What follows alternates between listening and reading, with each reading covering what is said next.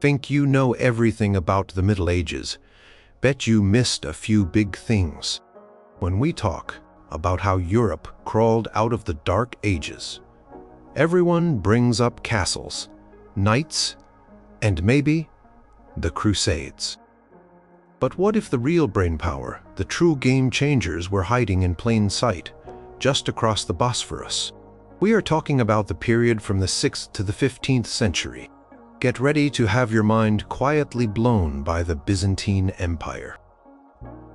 Number 5. The unseen influence of Byzantine cartography and geographical knowledge. The world before global positioning systems and satellite imagery was a place of vast unknowns where the shape of continents and the location of distant lands remained largely a mystery to many in Western Europe. But while much of the West struggled with rudimentary maps that often prioritized religious symbolism over geographical accuracy, a different story unfolded in the East. In the grand libraries and bustling markets of Constantinople, a different kind of knowledge thrived, carefully preserved and continually updated by scholars who looked both to the wisdom of antiquity and the practical realities of their vast trading empire. These scholars were not just copying old maps. They were actively engaging with and expanding upon a sophisticated tradition of geographical understanding that had its roots in the ancient Greek world, a tradition often forgotten or overlooked when the story of global exploration begins. Foundation of this knowledge lay in the works of giants like Claudius Ptolemy, whose geography, written in the 2nd century, offered a groundbreaking approach to mapping the world using a system of latitude and longitude. While Ptolemy's original work was largely lost to the Latin West after the fall of Rome, it remained a cornerstone of scholarly inquiry in Byzantium. Generations of Byzantine scholars diligently copied, studied, and commented upon Ptolemy's extensive catalog of places and mathematical principles for mapmaking. They did not treat his work as a static epic. Instead, they engaged with it critically, adding new information gathered from Byzantine merchants who sailed to distant shores, from diplomats who traveled to foreign courts, and from military campaigns that pushed the empire's borders. This ongoing intellectual engagement ensured that Ptolemy's methods, and indeed the very idea of a scientifically constructed map, remained alive and vibrant within the Byzantine Empire. Consider the journey of Byzantine merchants. They were not merely traders. They were also conduits of information. Their ships traversed the Black Sea, the Aegean, and the Mediterranean, reaching ports in Egypt, Syria, Italy, and beyond. They brought back not only goods, but also tales of distant lands, descriptions of coastlines, and accounts of navigable rivers. These observations, meticulously recorded, and sometimes even incorporated into official reports, fed directly into the geographical understanding of the empire. For instance, the Byzantine trade routes to the Russus lands, along the Dnieper River, provided detailed knowledge of Eastern European geography that was unparalleled in the West for centuries. This continuous influx of practical, empirical data allowed Byzantine mapmakers to refine their understanding of the known world, even as Western maps often depicted fanciful beasts and mythical kingdoms in their uncharted spaces. The very nature of the Byzantine state also contributed to this advanced geographical understanding. As an empire with vast land borders and a powerful navy, accurate maps were not just academic curiosities. They were essential tools for governance, military strategy, and economic prosperity. Imperial administrators required detailed knowledge of provinces for tax collection and troop deployment. Military commanders needed precise topographical information for campaigns, and the Imperial Postal Service, vital for communication across such a large domain, relied on accurate routing and understanding of distances. This practical demand fostered a culture where geographical knowledge was valued and actively developed, not just for scholarly pursuits, but for the very functioning of the state. One of the most remarkable examples of this sustained tradition was the Geographia of Agathodamon of Alexandria, a Byzantine scholar who who meticulously compiled and updated geographical information, contributing to the rich tapestry of knowledge. While the names of many individual Byzantine cartographers might not be as universally recognized as Mercator or Ptolemy himself, their collective work ensured that the systematic approach to map-making, emphasizing mathematical precision and empirical observation, they were the diligent custodians of a crucial intellectual heritage, waiting for the right moment and the right connections to share it again with a world that had forgotten. The eventual transmission of this knowledge to Western Europe was not a sudden event, but a gradual seeping through various channels. Crusader encounters, while often violent, also led to cultural exchange. Western knights and pilgrims, traveling through Byzantine territories on their way to the Holy Land, encountered a world far more organized and intellectually vibrant than they might have expected. They saw the sophisticated port cities, the organized trade networks, and perhaps even glimpsed the meticulous records kept by Byzantine officials. Venetian and Genoese merchants, deeply intertwined with Byzantine trade for centuries, were prime beneficiaries. They operated in Byzantine waters, engaged with Byzantine merchants, and often employed Byzantine pilots and navigators, subtly absorbing elements of Byzantine nautical and geographical expertise. Portolan charts, which emerged in Italy and Iberia around the 13th and 14th centuries, marking a significant leap in Western map-making accuracy, show clear parallels with the practical, empirically derived coastal knowledge that Byzantine mariners possessed. While not a direct copy, the underlying principles of practical navigation and accurate depiction of coastlines, distinct from the more symbolic mappa mundi, suggest an influence. Later, as the Byzantine Empire faced increasing pressure from the Ottomans, a desperate intellectual migration began. Byzantine scholars, carrying precious manuscripts, began to journey to Italy, seeking refuge and opportunities. Among the texts they brought were pristine copies of Ptolemy's geography, often with updated maps and commentaries that had been painstakingly compiled over centuries in Constantinople. Manuel Chrysoloras, a prominent Byzantine scholar who taught Greek in Florence in the late 14th century, was just one of many who brought with him not only language, but also the rich intellectual traditions that had flourished in Byzantium for a millennium.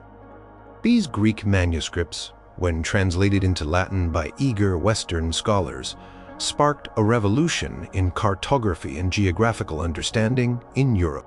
Figures like Jacobus Angelus, who translated Ptolemy's geography into Latin in the early 15th century, directly benefited from these long-preserved Byzantine copies. The availability of Ptolemy's mathematical framework for map-making, alongside the empirical data collected by Byzantine merchants and navigators, allowed Western cartographers to move beyond symbolic representations. This shift was critical for the age of exploration that followed. Explorers like Christopher Columbus and Ferdinand Magellan, while operating with their own ambitions and theories, relied on the best available geographical knowledge of their time. The maps and astronomical tables they consulted, the understanding of latitude and longitude that guided their voyages had been meticulously preserved, refined scholars who had kept the flame of ancient geographical science burning brightly through centuries when much of the West had largely lost touch with these foundational principles. Without the silent, persistent work of these Byzantine scholars, the world that Europe would eventually discover might have remained obscured for far longer, a testament to the quiet power of knowledge patiently maintained. Number 4. The silent spread of Byzantine military treatises and strategic thought. When discussions turn to medieval warfare in Western Europe, the focus often falls on the chivalric knight, the siege of castles, or the grand formations of infantry. The strategies and tactics employed are sometimes viewed as developing organically within a feudal context, evolving through trial and error on the battlefield.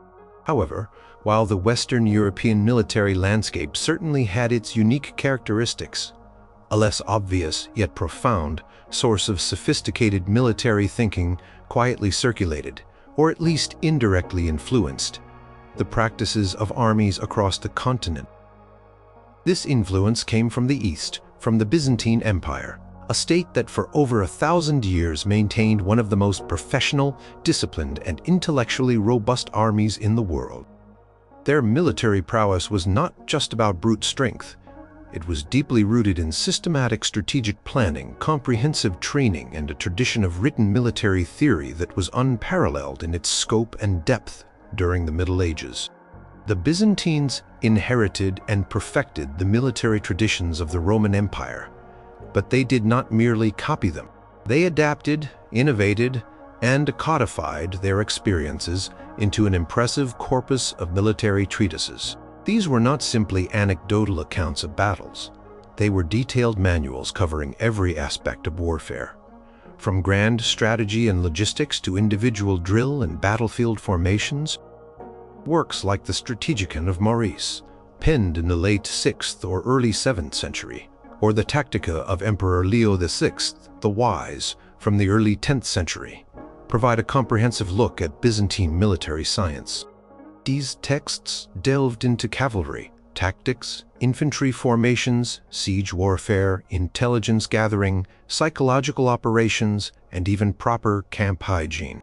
They emphasized discipline training and the importance of avoiding unnecessary pitched battles, preferring maneuvers, deception, and attrition to achieve victory.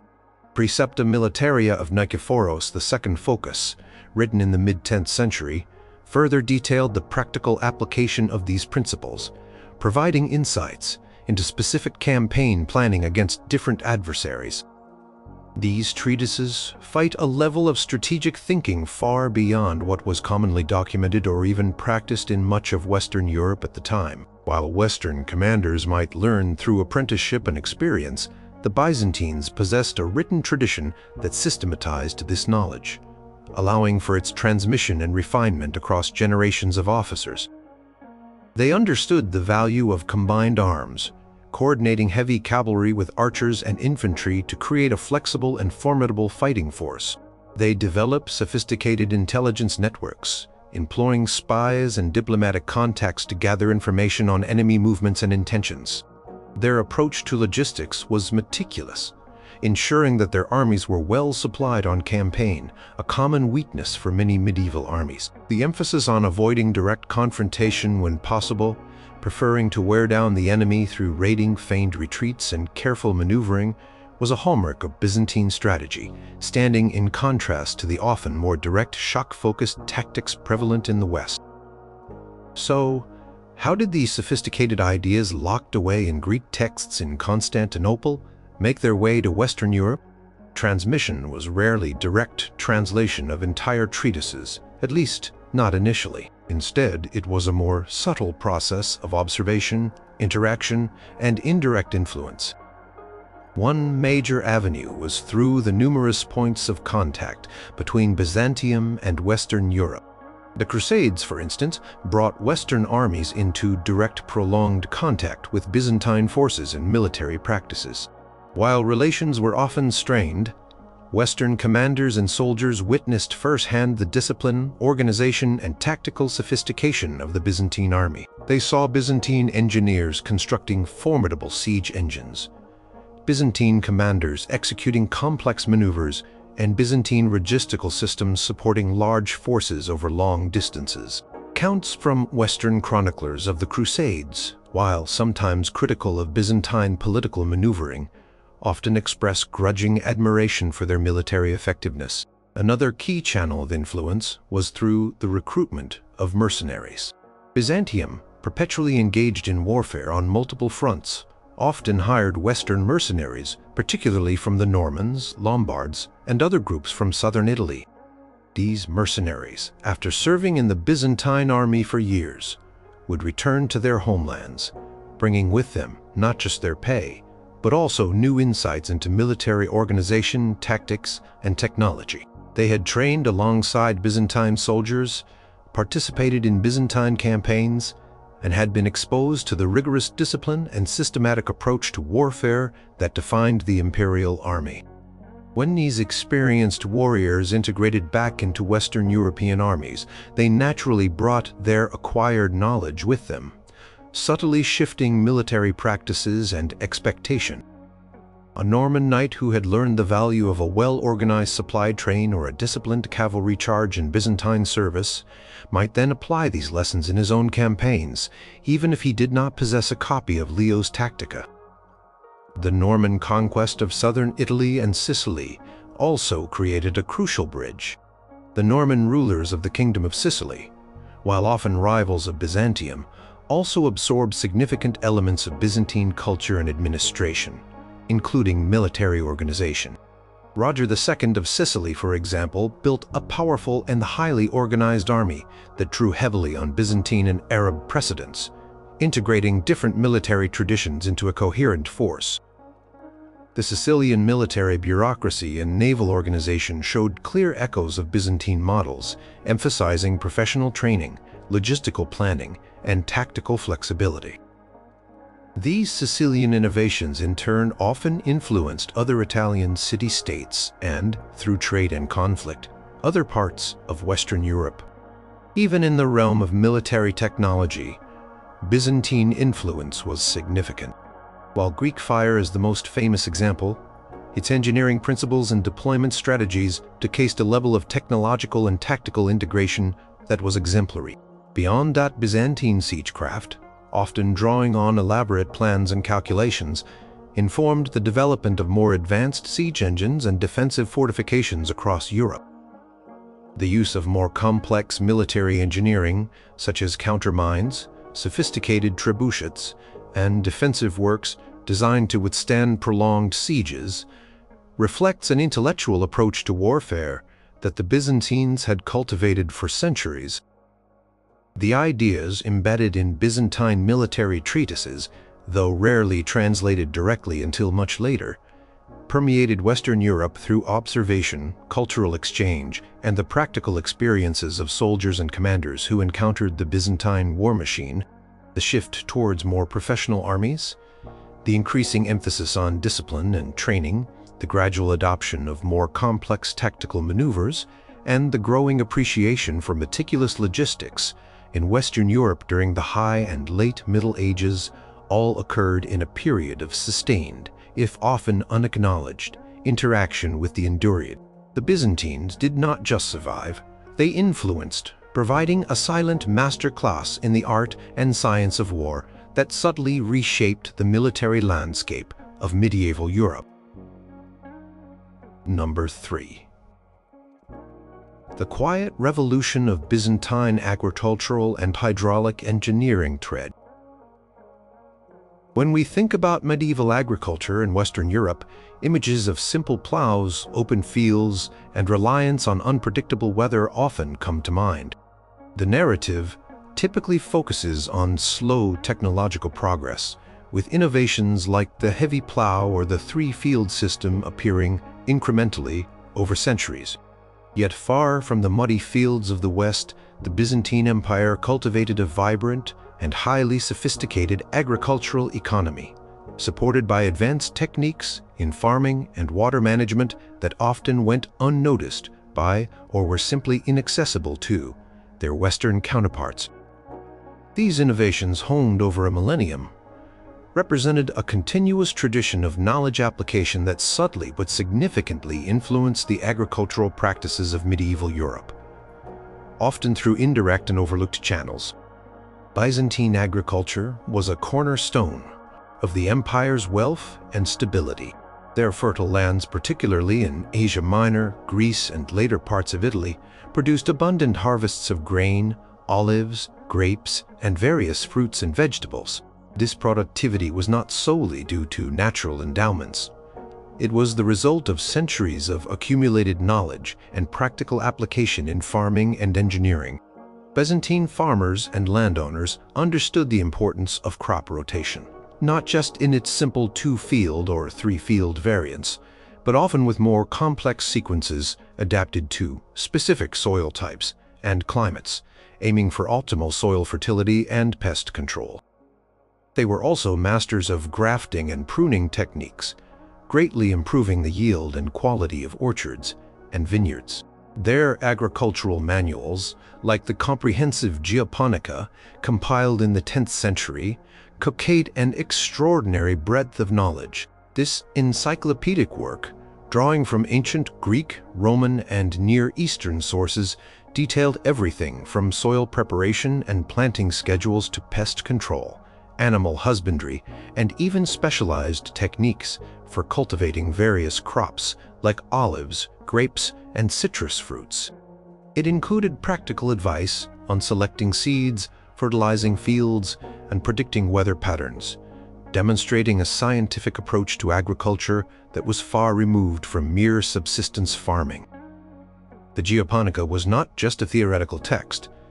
It was a practical guide for landowners and farmers, reflecting centuries of empirical observation and technological refinement.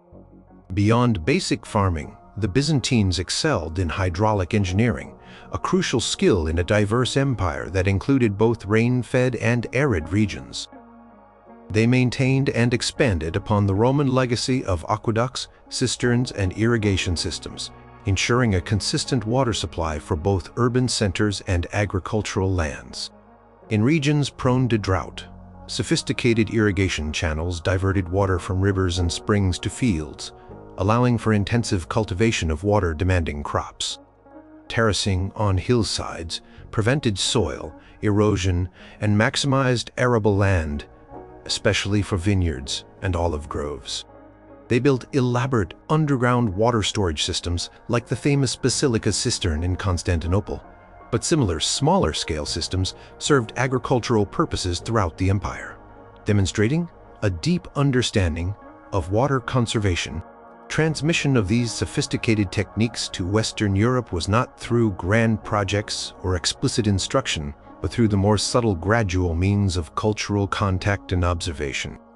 Southern Italy and Sicily, regions that remained under Byzantine control or strong influence for centuries, served as crucial bridges.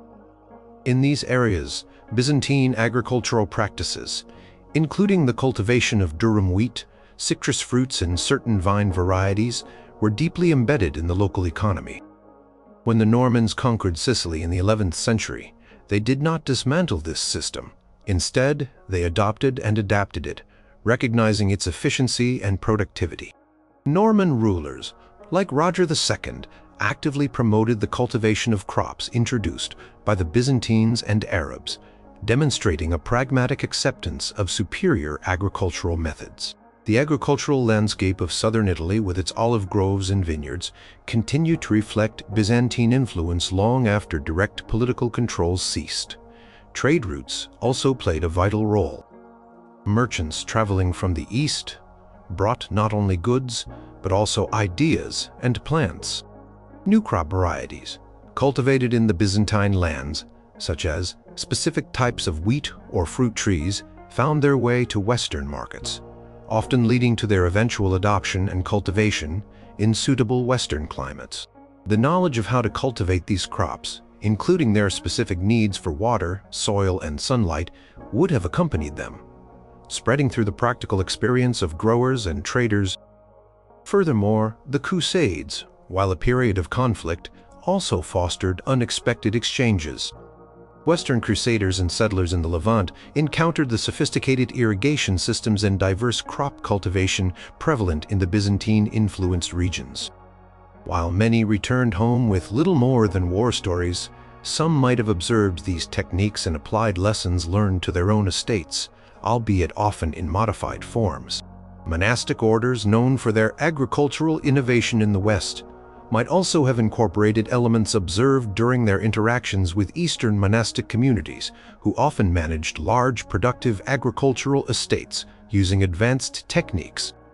The shift in Western Europe towards more intensive agriculture, the diversification of crops beyond basic grains, and the increasing sophistication of water management systems in certain regions can be viewed in part as an echo of Byzantine practices.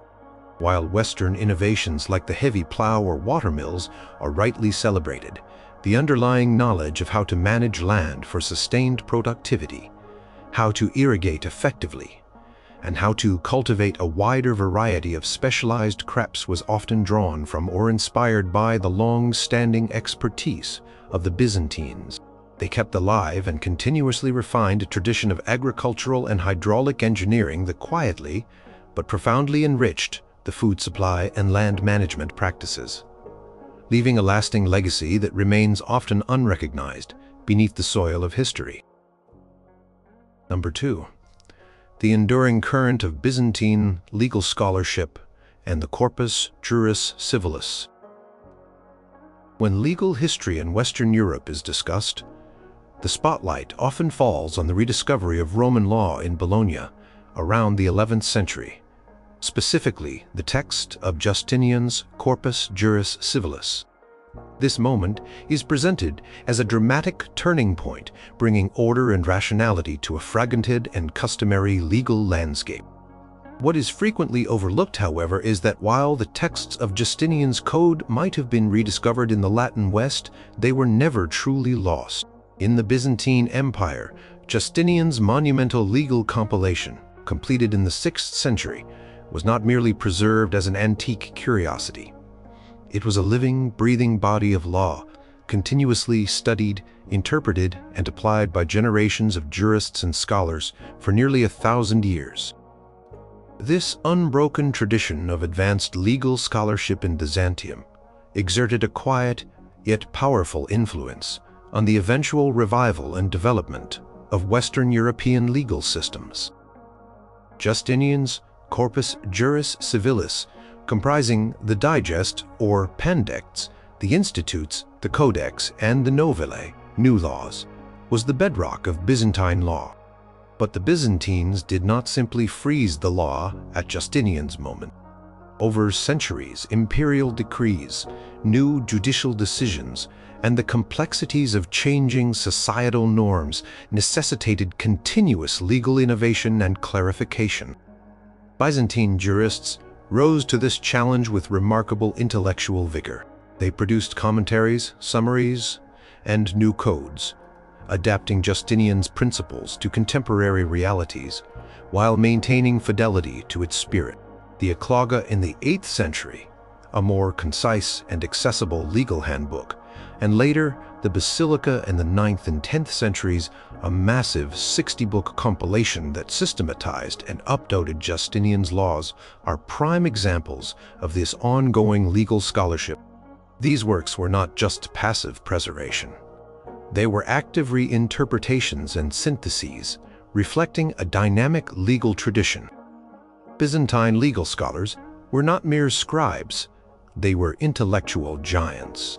Figures like Tribonian, who spearheaded Justinian's original compilation, and later jurists such as John Xiphilinus, Michael Ataliates, and Theodore Balsamon, engaged in rigorous intellectual debates, producing extensive glosses and interpretations of the law. They developed sophisticated methods of legal analysis, distinguishing between various types of law, applying logical reasoning to complex cases, and developing principles of equity and justice that resonated with the Roman legal heritage. The study of law was an academic discipline in Byzantium, taught in schools and pursued by highly trained professionals who advised emperors, administered justice, and shaped public life. The very idea of a professional jurist, deeply learned in a systematic body of law, was a constant in the Byzantine world. Transmission of this enduring legal tradition to Western Europe was multifaceted. While the initial rediscovery of a digest manuscript in Italy around the 11th century is often highlighted, it is important to remember that contact between East and West had been continuous. Southern Italy, a region with a long history of Byzantine rule and cultural influence, maintained a legal landscape where Byzantine legal principles and practices were commonplace. Longobards and later Norman rulers in southern Italy adopted and integrated aspects of Byzantine administration and law, recognizing their effectiveness. Trade centers like Venice, deeply integrated into the Byzantine commercial sphere, also served as conduits where legal principles governing contracts, maritime law, and property disputes might have been subtly influenced by the more sophisticated Byzantine models. Crusades, despite their often hostile nature, also facilitated an expected intellectual exchange. Westerners, journeying through Byzantine lands, encountered a legal system far more advanced and centralized than their own fragmented feudal codes. While direct copying was rare, the very idea of a comprehensive written law applied consistently across a vast empire was a powerful concept. Furthermore, diplomatic exchanges between emperors and Western rulers, though often fraught with political tension, sometimes involved the sharing of legal ideas or the observation of different legal procedures. Critical moment often cited for the rediscovery of Roman law in the West involves the arrival of a complete digest manuscript in Pisa, later moved to Florence. While this event is significant, it's crucial to understand that these manuscripts were not conjured from thin air. They were products of a continuous textual tradition that flourished in Byzantium. The Byzantine legal scholars had diligently copied, preserved, and worked with these very texts for centuries. When these manuscripts finally made their way to Italy, often through the efforts of scholars fleeing the declining Byzantine Empire or through specific trade connections, they found a receptive audience. Once available in the West, these Byzantine preserved texts formed the basis for the burgeoning legal schools of Bologna, Padua, and later universities across Europe. Irenaeus and the glossators, who are credited with reviving Roman law, approached the texts with a systematic academic rigor that mirrored the centuries-old tradition of textual analysis in Byzantium. While they developed their own unique methods, the fundamental premise of studying a comprehensive, codified body of law, interpreting it and applying it through logical reasoning, was precisely the kind of intellectual enterprise that Byzantine jurists had been engaged in for a millennium.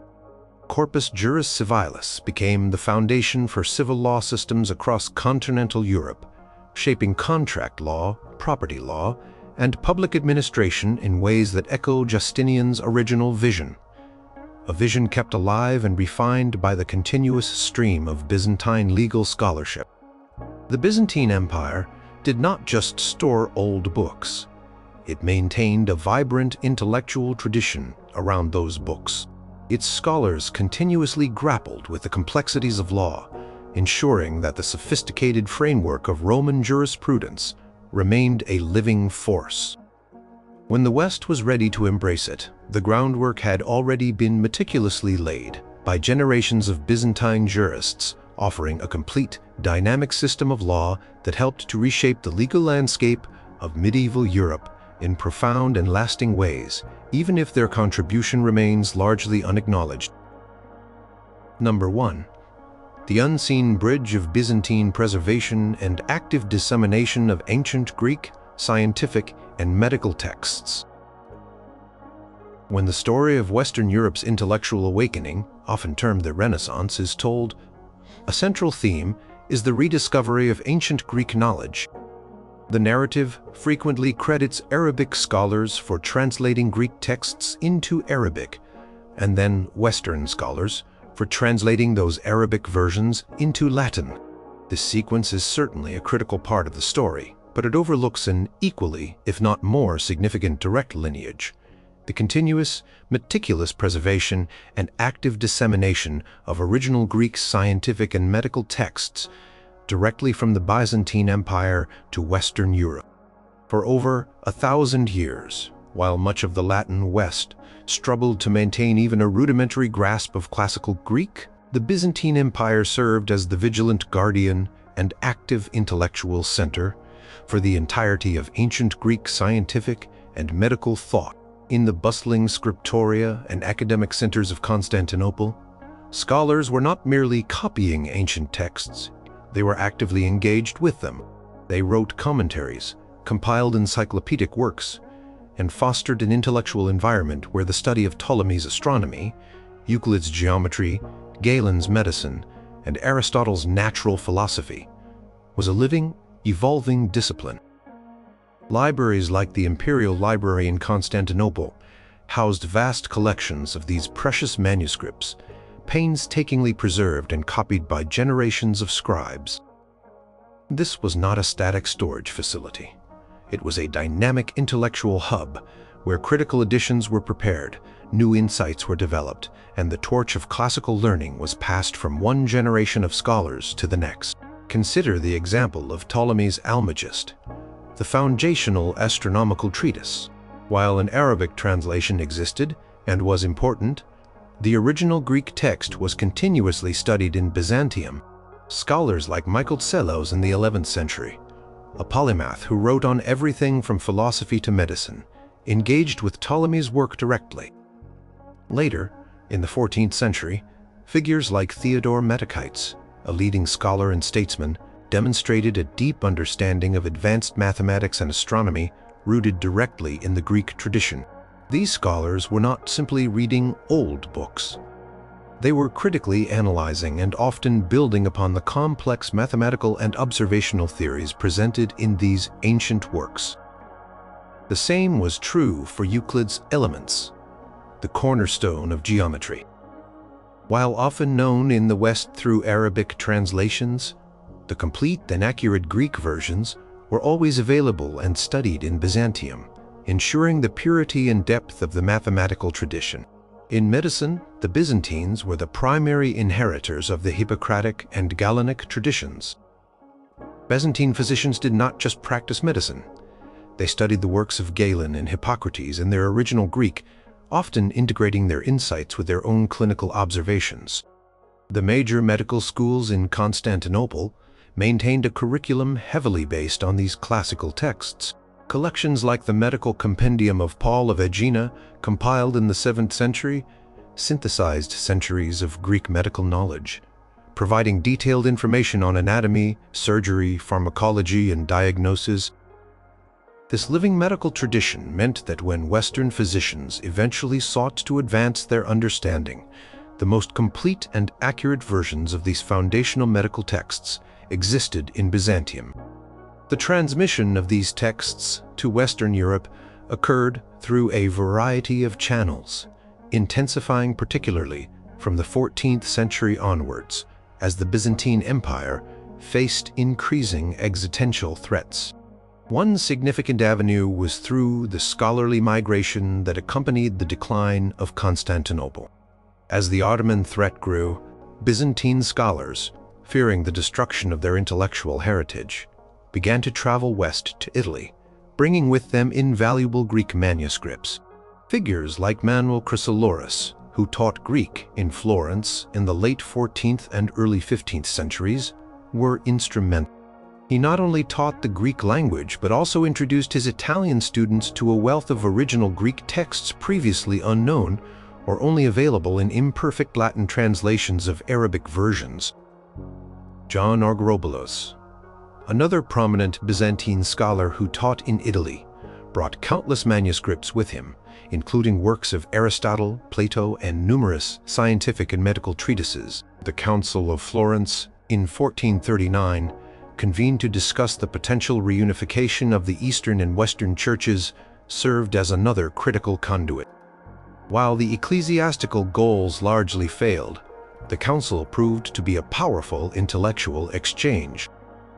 Byzantine delegates, including leading scholars like Gemistus's Plethorn, engaged in profound discussions with Western humanists, exposing them to the full breadth and depth of the Greek intellectual tradition.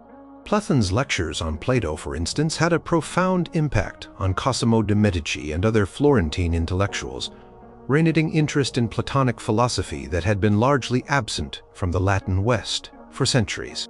Many Western scholars attending the council actively sought out and acquired Greek manuscripts from their Byzantine counterparts. Furthermore, trade networks and diplomatic contacts also played a role. Phoenician and Genoese merchants, deeply embedded in the Byzantine economy, sometimes acquired rare Greek manuscripts, either through purchase or as gifts bringing them back to Italy. Even before the major scholarly migrations, isolated texts made their way west, sparking initial interest in demonstrating the existence of a vast untapped reservoir of knowledge in the East. The impact of this direct transmission was aid for Western Europe. When scholars in the Renaissance gained access to the original Greek texts of Ptolemy, Euclid, Galen, and Hippocrates, they were able to correct errors that had accumulated through multiple translations and gain a deeper understanding of the scientific and medical principles contained within them. This direct engagement with the Greek originals was crucial for the development of Renaissance science and medicine. For instance, the renewed study of Galen's anatomical works, directly from the Greek, stimulated a new wave of anatomical research in the West. The availability of Euclid's Elements in uncorrupted Greek spurred a revival of geometry, vital for art, architecture, and engineering.